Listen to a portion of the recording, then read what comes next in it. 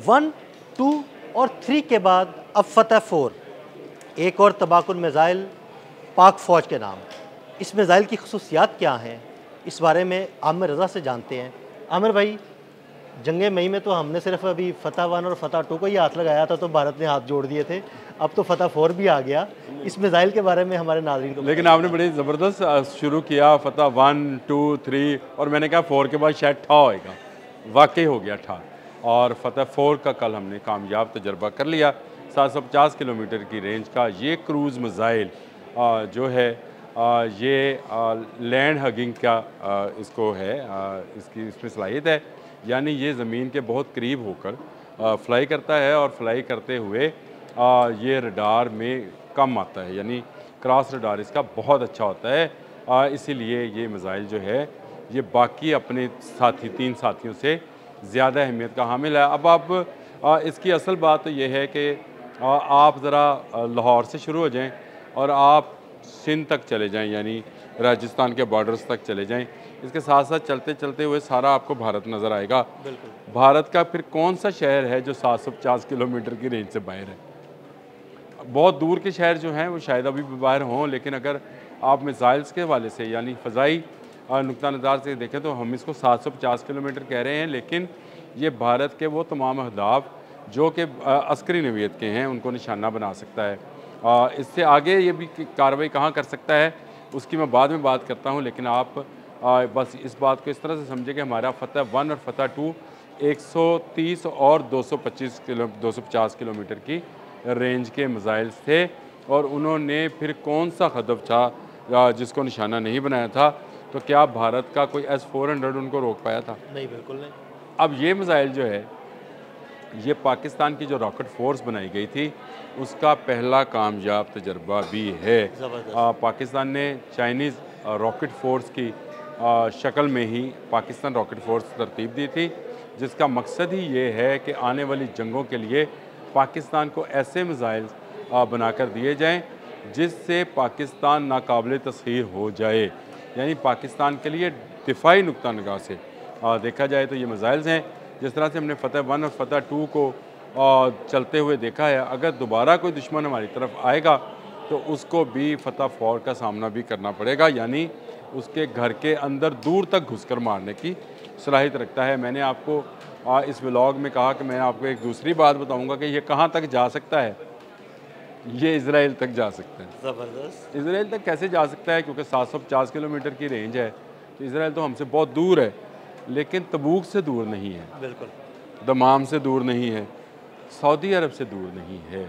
तो अगर आपके डिफेंस का मामला है, सऊदी अरब के दिफा का मामला है, तो फिर सऊदी अरब के इर्द गिर्द जो ममालिक हैं उन तमाम को बमशमूल मैं समझता हूँ इजराइल के तमाम के लिए ये फतह 4 जो है मौजूद है। और फतह 4 मिज़ाइल सऊदी मुआहदे के तहत, क्योंकि हमें उनके साथ स्ट्रेटजिकली हमारी टेक्नोलॉजी, हमारा दिफाई साजो सामान, हमारे फ़ौजी उनके काम आएंगे, और इसी तरह से उनके फ़ौजी और उनका दिफाई सामान हमारे इस्तेमाल में आ सकता है।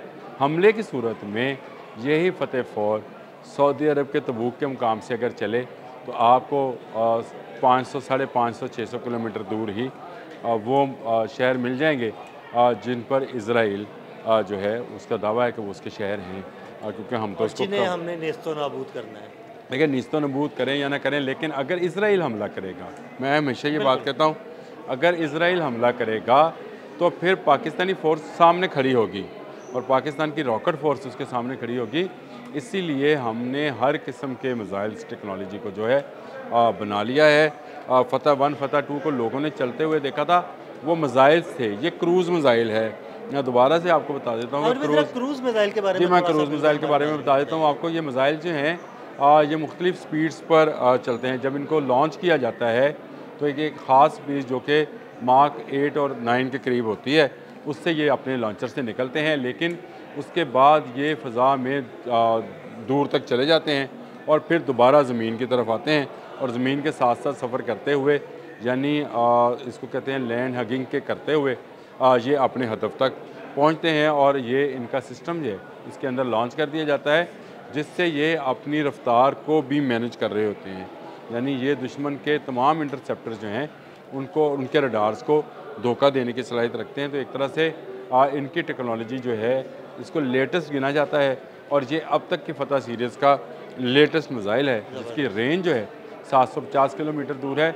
यहाँ से दिल्ली सिर्फ 500-550 किलोमीटर दूर है। दिल्ली 500 से 550 किलोमीटर दूर है। तो इसका मतलब है कि उनका पूरा पंजाब की जो पट्टी है और अगर इसको हम कश्मीर की तरफ ले जाएं तो हमारे फिर जेलम से आगे कश्मीर जो जितना भी है उसका कितना फासला होएगा उनके इंडियन कश्मीर का। सियालकोट बॉर्डर से अगर इसको लॉन्च किया जाएगा तो ये मिसाइल्स हैं जो कि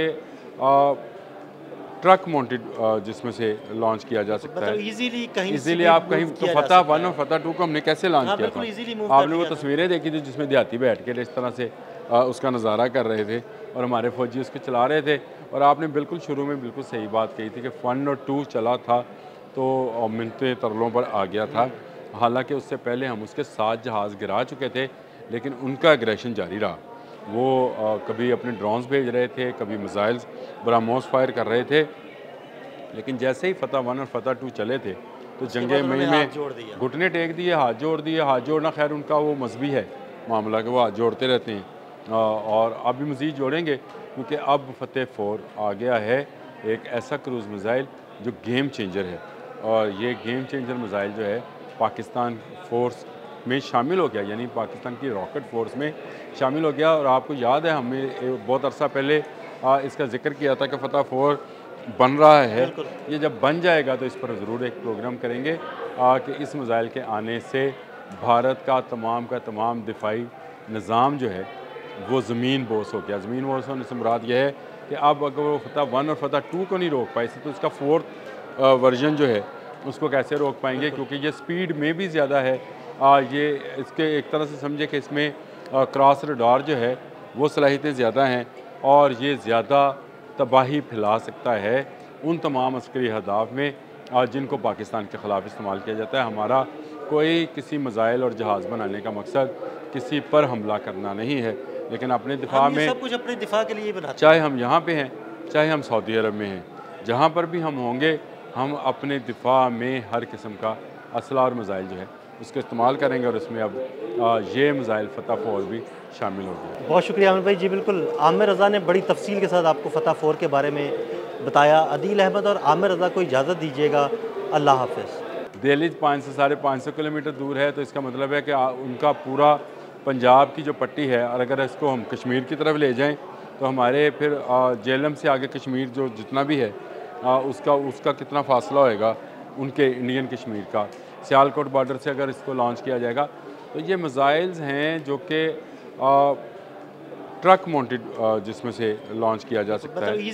इजीली आप कहीं तो फतह 1 और फतह 2 को हमने कैसे लॉन्च किया था, आपने वो तस्वीरें देखी थी जिसमें देहाती बैठ के इस तरह से उसका नज़ारा कर रहे थे।